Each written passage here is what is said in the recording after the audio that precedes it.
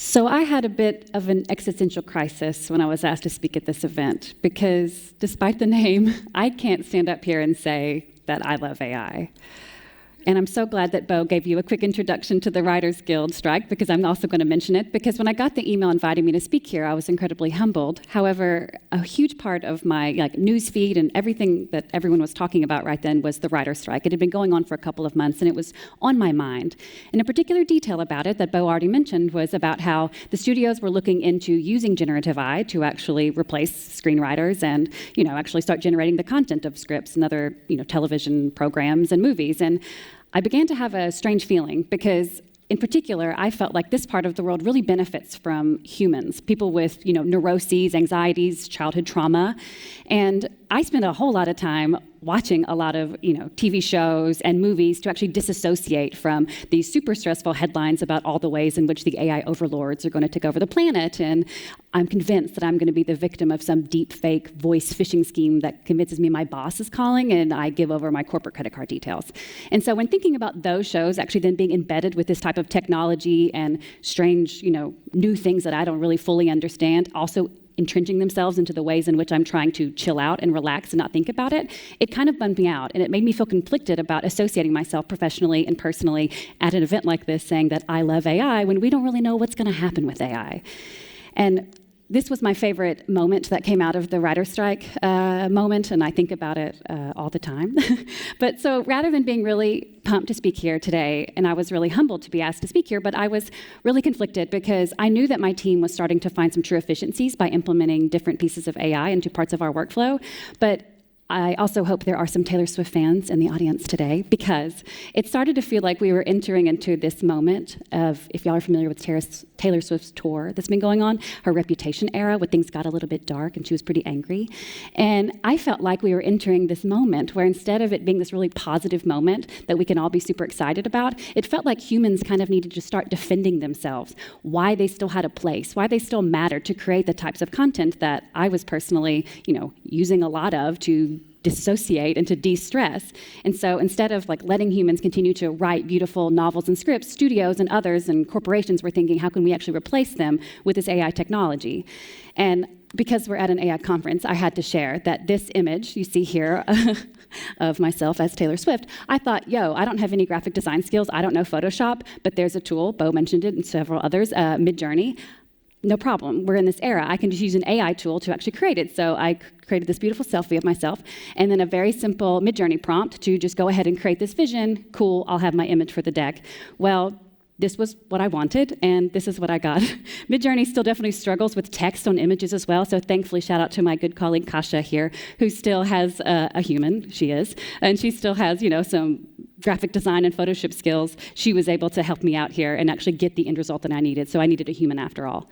And so with all this internal drama going on about, should I speak here, should I not speak here, I was trying to figure out why was I having this emotional reaction. I was seeing professional successes with this technology, but why was I really conflicted about this whole concept?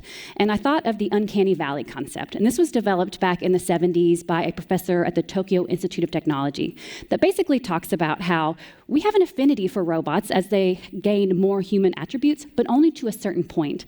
And once they reach what he called the uncanny valley, whereas they have too many human attributes, they too closely try to mimic human behavior, we basically get freaked out and we don't like it anymore.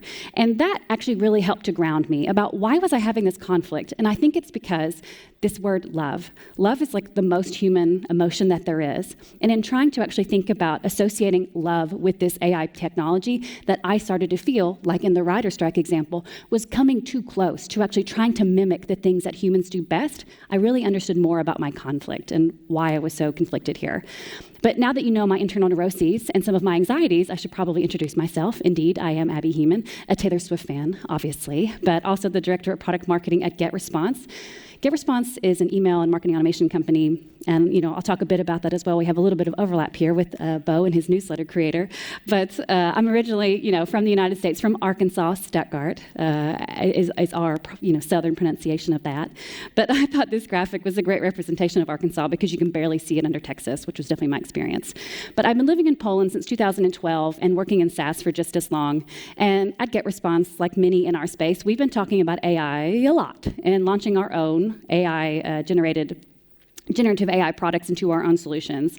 And so this has been a huge part of my year, both personally and professionally, everything around AI.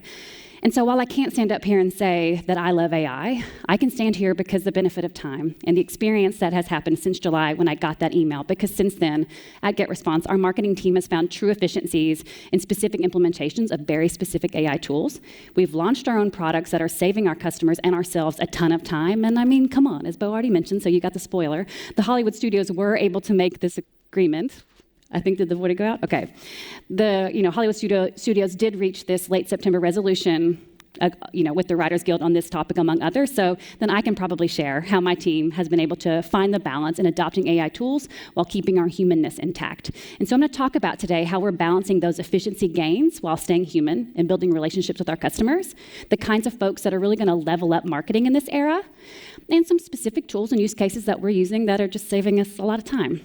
And so to set the stage a little bit, as a marketer and a part of a marketing team, this is where we find ourselves, because every aspect of the ways in which we create content, promote it, and have our audience find it online has changed.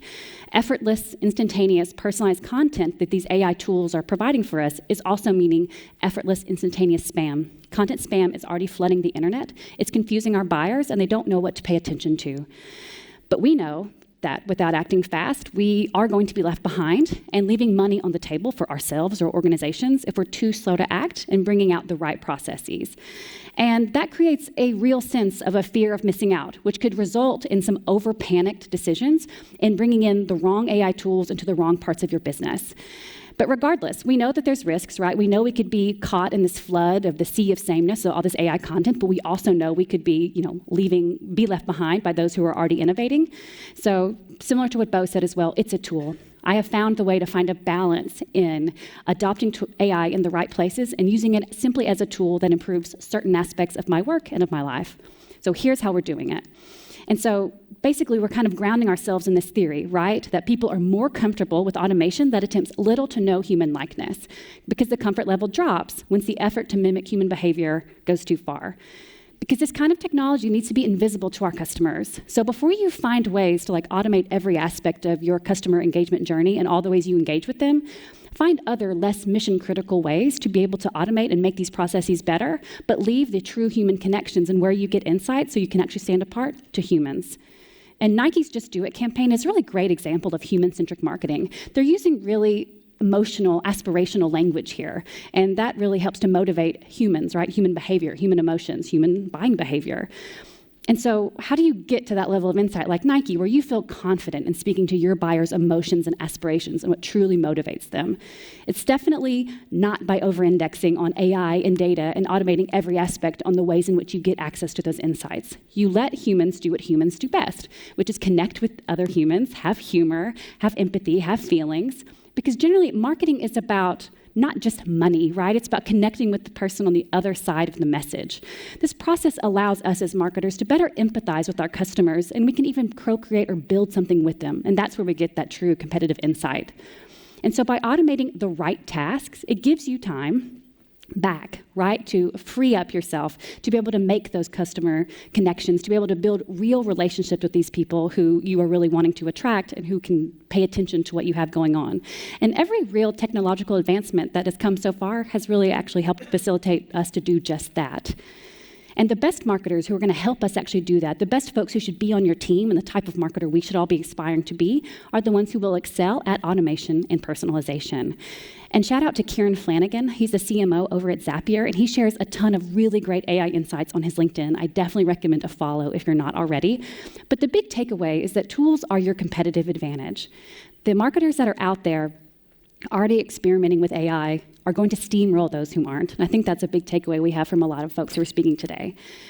Because pretty soon, advanced AI is going to become as ubiquitous as the internet and mobile phones. So now is the time for trial and error.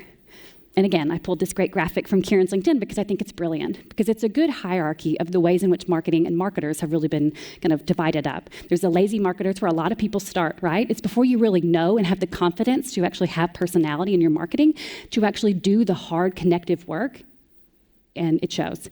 Then there's copy and paste group, a super legit group. You see something that's working with another brand, and you put it out there for your organization. And the original thinkers, the people that we're all copying and pasting from. And a cool thing is about after AI, The lazy marketer is extinct. These AI tools make it easier than ever to duplicate marketing tactics. And so that's what's going to be really insightful for us, is that marketing is going to get better, right? It's going to eliminate this lazy marketing because we all can replicate what's working there. But the value of original thinkers is truly going to soar because it's going to be those with those AI insights and tools and technologies and time savings, but also the people who actually took the time to get true insights from their customers. And I'm fortunate to work with just some of these type of marketers on my team, and here's how it's going down. So with our SEO team, we've acknowledged that a lot of people seem to get stuck using ChatGPT only in the web browser. But if you actually do bulk prompting in Excel, you can hook up the API from ChatGPT, for example, into Excel or Google Sheets. And what they're able to do is save a ton of time with a very specific use case. Here, they're checking for thousands and thousands through landing pages of our customers that are hosted on our subdomains to see how many of them are using content that we don't allow on our platform. This took hours of time. And so now they can get this insight much faster to our internal compliance team, which is basically protecting the security of our product and the performance as well. And so when you do prompting in Excel, you can drag and drop and scale multiple prompts. You can easily share prompts and answers with others, which is not super easy when everybody has their own ChatGPT web account. And by using contextual Excel data, you systematically build the prompts, and you can add in different values inside of your sheet to build what our team has called a super prompt. And this cannot be done inside of the ChatGPT web interface. And this analysis is helping us detect abusive behavior in a fraction of the time. And I just have to call out, I challenged myself not to use any stock photos in this presentation because, come on, there's AI photo generation tools. This was a Canva example. You already saw Midjourney's result. And I just got to say, yikes. That is like a nightmare-inducing, when you zoom in here, of the ways in which these faces come to be. So anyways, I just had to share. And so our content marketing team are also huge power users of generative AI, ChatGPT, of course, in particular. But they do stress that you need to know your field really well, or at least somewhat well, for it actually to deliver at a high quality. Before you give it a task to actually do, make sure you know what the output of that task should really be, so you can recognize if the quality is not that so good or there's an error. And this is just a couple of examples here of the ways in which, and the tasks that they have ChatGPT working on for them. This is just one of many, or a few of many. And it easily saves this really small but mighty team, and they're getting a ton done, like 15 to 20 hours a week, and they have reported being 1.5 times more productive because of it. The next one is our amazing video team, and we have truly upped our YouTube investment this year, and it's paying off. Our channel growth is going like crazy, and we also see more signups to accounts, which is our primary KPI. And our team has found ways to cut down on time-consuming transcription work, because YouTube prefers if you actually do custom transcription rather than what they generate for you, and it's also better for your SEO performance.